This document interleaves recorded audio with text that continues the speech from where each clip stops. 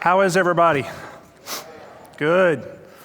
Well, I've been running around saying hello to people I haven't seen in 5 years, and my wife is right. I need to work on my cardio. So take a breath. Wow. So normally, I'm not a notes kind of speaker. Maybe I have the gift of gab. You could say I've never met a microphone I didn't like. However you want to say it. But after speaking with your leaders in the community and your leaders in this room, I really wanted to make sure I stayed on track around the business community, culture, and the conversations of Lauderdale Lead. And it's been 5 years since I've been here. You guys are growing. There's vibrancy around the campus, the community, of course, the traffic. I love the traffic. Don't you love the traffic? Yeah. I'm in a hotel like 3 miles from here. Only took me 25 minutes to get here. So again, my name's Scott, and like many of you, I'm here because I care. I care more today to talk about the things that unite us versus the things that divide us. It seems like our leaders want to divide us and keep us mixing in the things that make us different versus the things that make us common and familiar. So what I want to do is, like you, I'm sure you're thinking of something right now that should unite us. Right? So just take a moment. What's that one thing in your mind you think should unite us? And on the count of 3, I want everybody to say that one thing out loud. Okay? You got it? Ready? 1, 2, 3. Isn't that beautiful? Isn't that beautiful? It's just not that easy today, is it? But that one thing that you have in your mind should unite us. So as we look at culture today, what do you see in culture? Do you see unity or do you see division? In the business community, what do you see? Do you see healthy competition or destroy the enemy? It's interesting, isn't it? It's interesting, the intensity of competition today moving towards an unhealthy place. I've had the privilege of serving with the leadership of a country Americans call Rwanda. The proper pronunciation is Rhonda. From y'all of my age, you remember help me, Rhonda, help. All right. So now few people in Fort Lauderdale know how to say the name Rhonda. But 25 years ago, at the end of years of tribal identity and identity politics, the Hutus perpetrated a genocide against Tutsis. Now, prior to the French and the French and the Belgians coming in to control Rwanda, there was no such thing as Hutu or Tutsi or even Twa. But to control the population, they divided the population up into ethnic groups that never existed before. And if you tell a people long enough that you don't have or you cannot because of these people, it's sad as humans where that can lead. And so, just over 25 years ago, in 90 to 100 days, 1 million people were slaughtered. And not with guns and grenades, but with machetes, picks, axes, and shovels. Neighbor slaughtered neighbor, even family members slaughtered family members. Shuddering, isn't it? But see, I know the rest of the story. I've watched a country for 25 years that decided we are no longer Hutu, Tutsi, and Twa, we are Rwandan. We will commit to forgiveness and reconciliation. Forgiveness and reconciliation. The president, who was the general at the time, His Excellency President Paul Kagame, went to the victims and said, we must forgive. We must forgive. If we are to move forward, we must forgive. And the victims, and imagine being a victim and the perpetrator who slaughtered your family, and they would say, President, how can you ask us to do this? So much pain. How can you ask such a thing of us? And he looked at them and said, because the perpetrators have nothing to give you. Only you have something to give. And if we want to heal and move forward, we must forgive. That was step one. Step two was reconciliation. So if I was a perpetrator and I had been in prison and I went through a tribunal and the tribunal believed that I had not only confessed my crimes, but that I was repentant, that the living victim of my crimes would come in, and before the community, I would confess and request forgiveness. If the victim forgave, that perpetrator was allowed out of prison and would go back into that victim's community and help for 2 years rebuild some semblance of a life. 25 years later, victim and perpetrator are living under the same roof. That is the model of forgiveness and reconciliation. We can't even forgive each other for Facebook posts. What an example. In the world, if I say Rwanda, you probably think Hotel Rwanda, right? So there is a story that we need to know that culture can be shaped. There is a common language around values that we can agree on. And so what we see at the Maxwell Organization, and Jim, thank you for the introduction. John does call me kind of a schizophrenic entrepreneur. There is some strategy to it, but I love being in the business community. And if you remember, the title of this presentation somewhere was, Where to Invest Your Influence. Are you willing to invest your influence? So what I've seen in Rwanda is not only forgiveness and reconciliation, then they agreed upon 3 core things. We will unite, we will be accountable, and we will dream big. Today, they are the 5th safest country in the world. They're the 2nd fastest growing economy on the continent of Africa. The president and I, who I now call friend, and his team are asking the John Maxwell Country Transformation, easy for you to say, right? Country Transformation Initiative to come to Rwanda and to help take them to the next level, because they want to equip and train the next generation, and they want to drive the values that have been so successful into the children and those in the far reaches of their villages. Also have had the privilege of being in Guatemala, Costa Rica, and Paraguay, and helping them transform their countries through value-based leadership. And so one of the things we look at when we go into a country is, we believe everything rises and falls on leadership. We just believe that. Mass movements hardly ever start with the masses. Influence tends to flow down through a structure and organization. And for those of you taking notes, we believe influence is leadership, and leadership is influence. Nothing more, nothing less. And so when we look at transformation, we need to start with the leaders. So when we go in and we look at a country, is the leadership willing to participate, lend their influence, and then the goal. Anybody familiar with Malcolm Gladwell, the tipping point?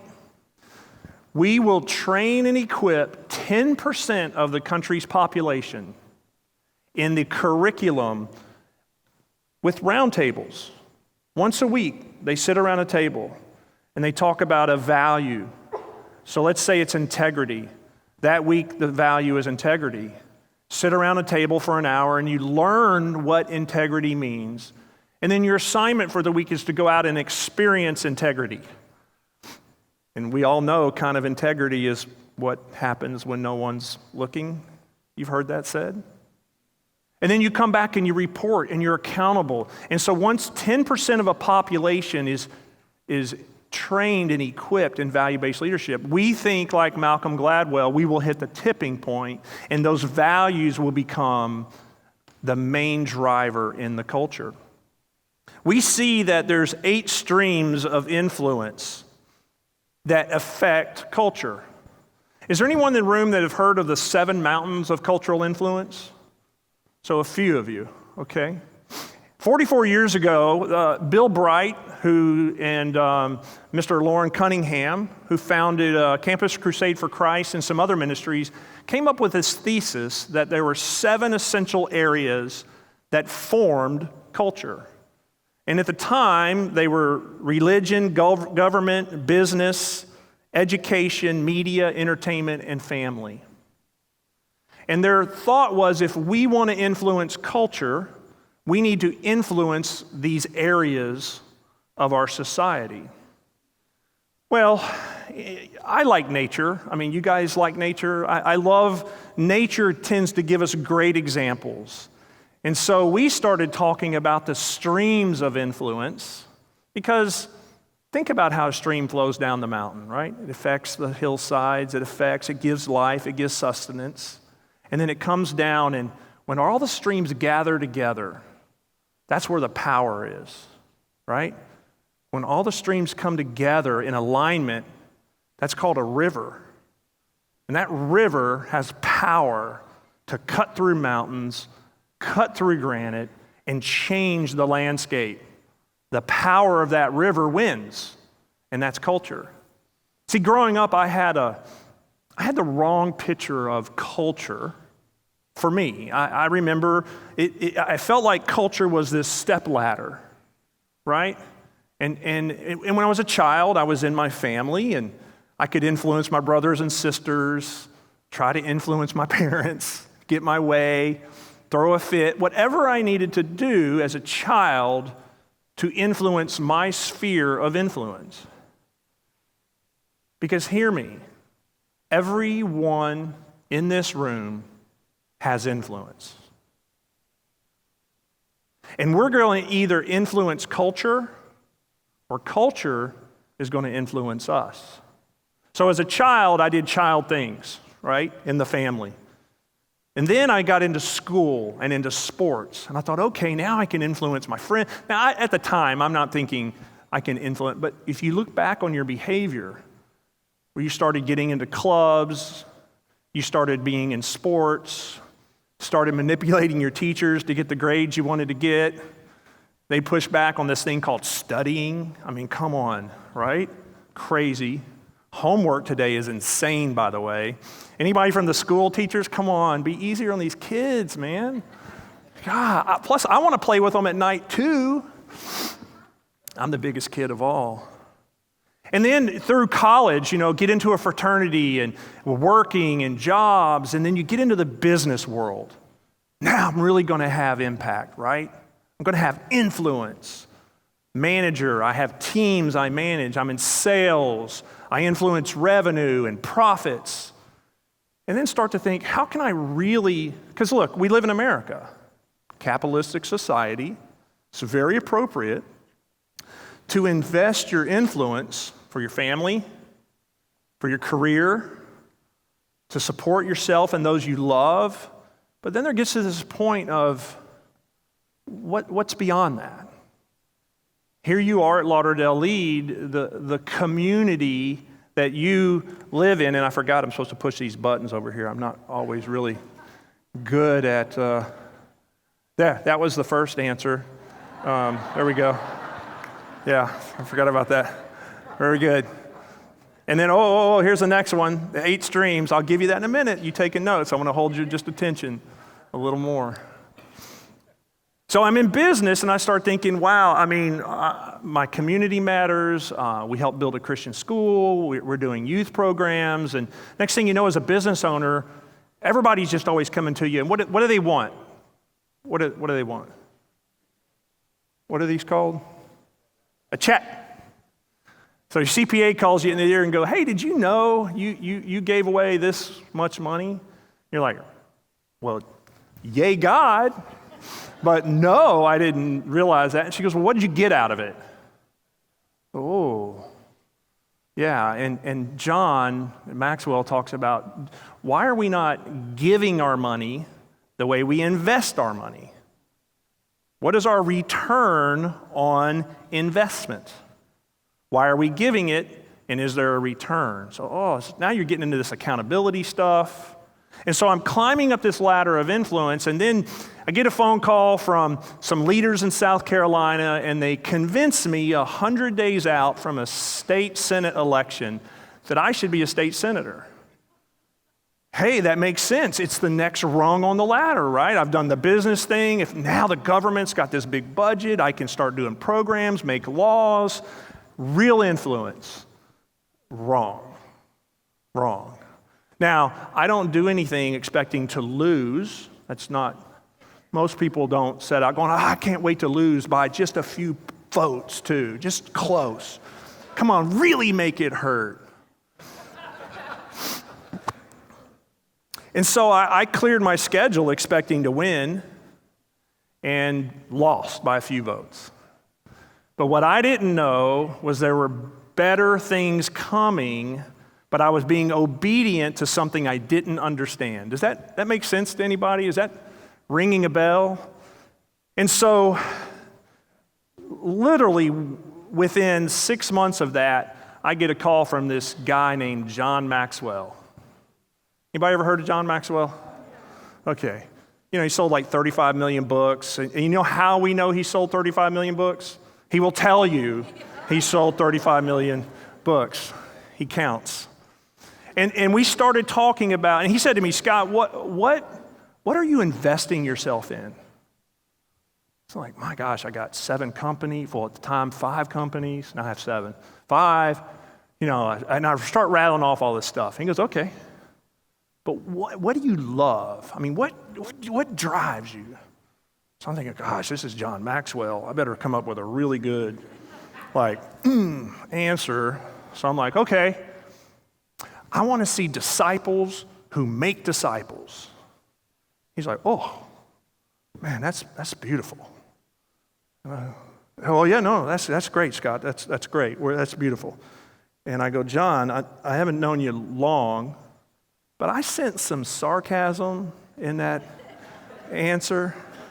And he goes, well, I just wonder, where do you get that? Where do you get that from? And I go, gosh, now I'm talking to a theologian, thinking, the Bible, right? The Bible, yeah. And he goes, all right, now he goes, it's right next to God helps those who help themselves. And I go, oh man, okay, what? No, it's in Matthew, isn't it in Matthew? And now I'm doubting everything. I shouldn't have answered that. I like golfing. I want to go golf. And he goes, no, let's actually look at what that says. I know the verse you're talking about. And he opens it up and says, go and make disciples of nations. And he looks at me and says, you want to go make disciples of some nations?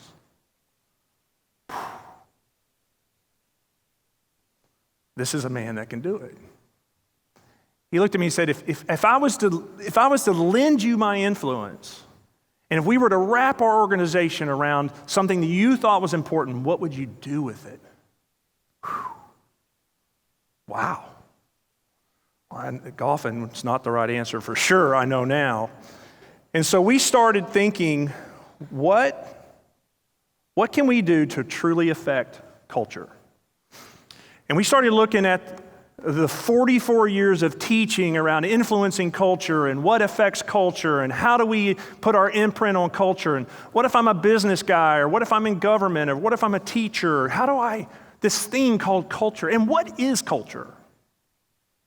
And what drives it? And so we have really identified, and this is traveling the world and talking with presidents and world leaders and teachers and moms and dads and And these are the 8 streams of influence.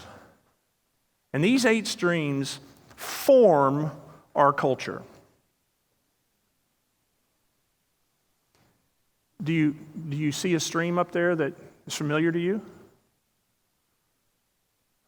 What stream are you swimming in? That's another answer somewhere on that sheet, by the way.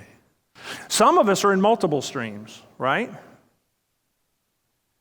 And in my stream, if you think about it, is my stream healthy, beautiful, robust? I mean, y'all just take a second for me. Put down your pens and your iPhones and stop chatting with your friend.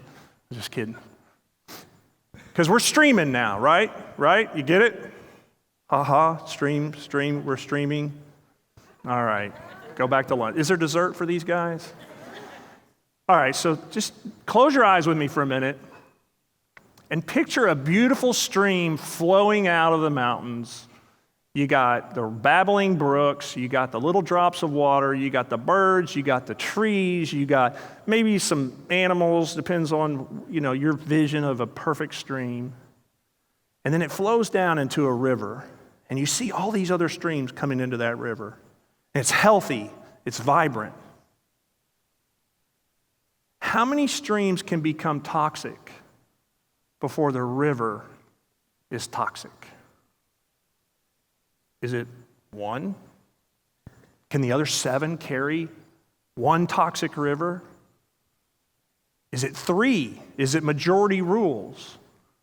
If you're swimming in a stream and if you have influence, and influence is what?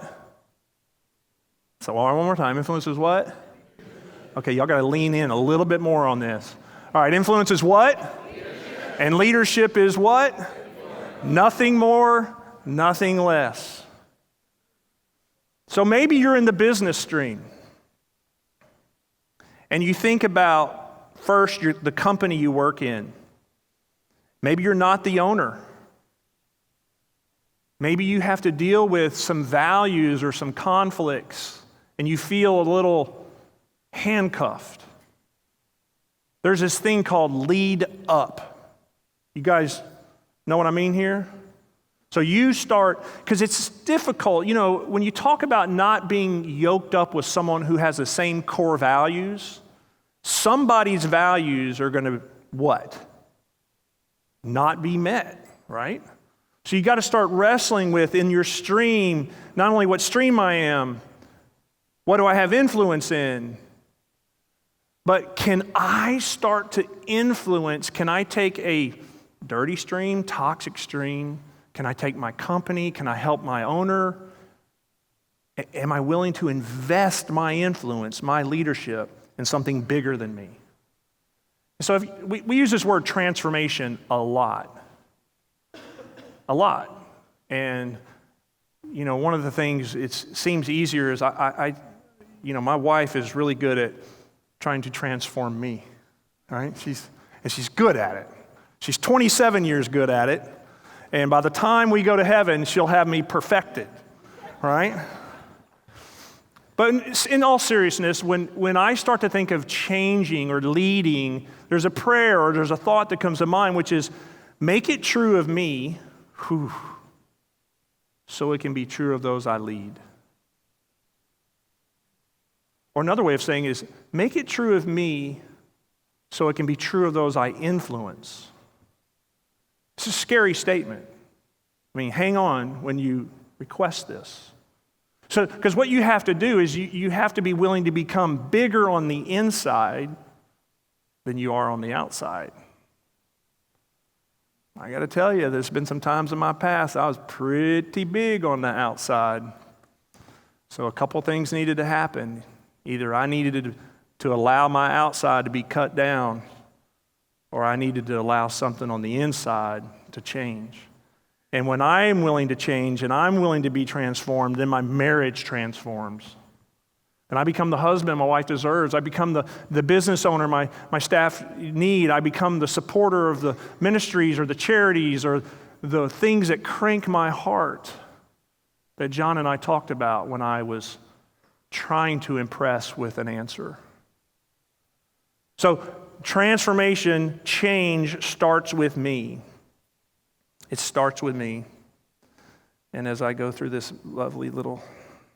So we talked about the 8 streams. We talked about which one you're swimming in.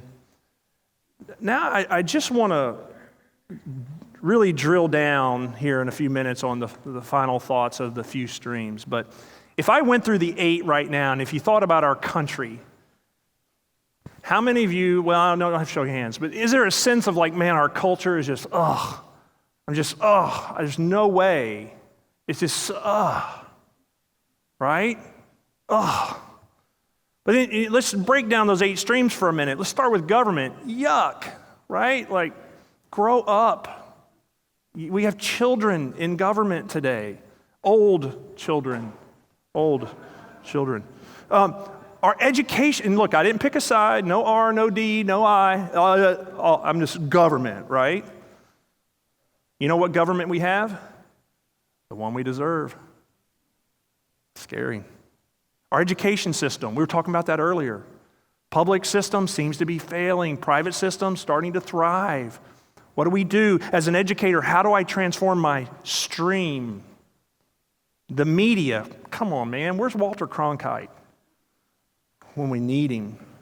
Healthcare failing us. Entertainment, what is it anymore? I mean, what is entertainment? Business, dog eat dog. Dog eat dog. Sports is becoming political. Healthcare, and then faith. You notice it's not religion anymore, it's faith. Because no faith is a faith. All right? So I love when I have clients who go, nah, I just don't want to decide right now. No, that's a decision. You just decided. You decided to wait, but that's a decision. No faith is a faith. I want everybody in the conversation. So what is our faith? Right? Faith. No faith, which is one of the fastest growing segments of the faith world right now, is a faith. When you look at y'all's logo, that's a Southern statement, y'all's. I don't know how to spell it. 3 words you have. I'm doing them in a little reverse order. Lead. Lead is one of your 3 core words. When I think of lead, for me, I think of business. I'm a businessman. I'm a business person. I love business. Business affords me to go do what I can for others. I'm not in ministry. I don't know how people are full-time pastors. You got to deal with everybody who walks through the door. God loved the pastors. Nonprofit, that doesn't mean you can't make money. That just means tax-free, right? Y'all see it. But for me, it's business. And I think of leadership, how can I lead other businessmen and women to see their gifting, what they're good at, and make them better? And as a community, let's drive values that we agree on. Like if I ask think of the most, what's the word I'm looking for? Different room, regardless of faith, culture, color of your skin, sexual preference. Imagine the most diverse room. And I said, like this room, answer this. How many of you would like your employees to show up on time? Okay, some of y'all are holding out. You're not okay with that. All right. How many would like your friends to be more loving and honest? Right? These are not, there's about 30 values worldwide that are accepted by all cultures. So again, business for me, it allows me to lead. It allows me to encourage. When I think of mentor, I think of sports. I think of Coach Tony Dungy. I think of Darren Gray over here. Darren is leading the initiative around the Super Bowl. By the way, y'all know there's this little thing coming to town in February 2nd? I don't know, February something this year. It's called the Super Bowl. And there's going to be all kinds of parties. And a lot of these parties don't line up with our 30 values. They're like way out of the, okay? But there's this one called the Super Bowl breakfast, where you get to come together with people who are serious about the community and come together and pray for your community and be with other businessmen and women around your community. Darren on the way out will have information of that. But sports for me, coaches. I was talking with an individual earlier. It's like 60% of children in a certain league of sports don't live with their biological parent, father. 60%. We need mentors. Love that word. And then last is your inspire. And inspire, I do think about the faith stream because I think about what inspires someone to believe something beyond themselves. And when we talk about business, for example, I would always ask my clients, whether you're an NFL player or a business owner or an employee, who are you and what do you do? Who are you and what do you do? And do you believe it? So a good example is a young NFL player of mine, went to Liberty University in 2005, Cinderella story. His name was Sam Khan Kaltho Gatto, an amazing young Nigerian man. His answer was, who am I and what I do? I'm the son of the Most High, and I run around or through anyone that feels froggy. That's a running back for you in the NFL. So as we wrap up, what are your action steps? Business community, volunteers, teachers, coaches. Today, if you want to talk about what's happening in your community with Super Bowl, what's coming, if you would just stand up for me and let them see who you are. Darren will be hanging out afterwards up here. If something if you feel a knock on the door of your heart and you got some questions about faith, any elders or anybody in the room, that you can come talk to me, any kind of question. I love having those conversations. And then tomorrow, right? You go to these conferences or you luncheon, and by the time you're back at work, you forget you even had this lunch. Come on. You can be honest. So what do we do tomorrow? Let's invest our influence wisely. Let's engage in what makes us tick. And influence is leadership, and leadership. All right, thank you guys. Y'all have a great day.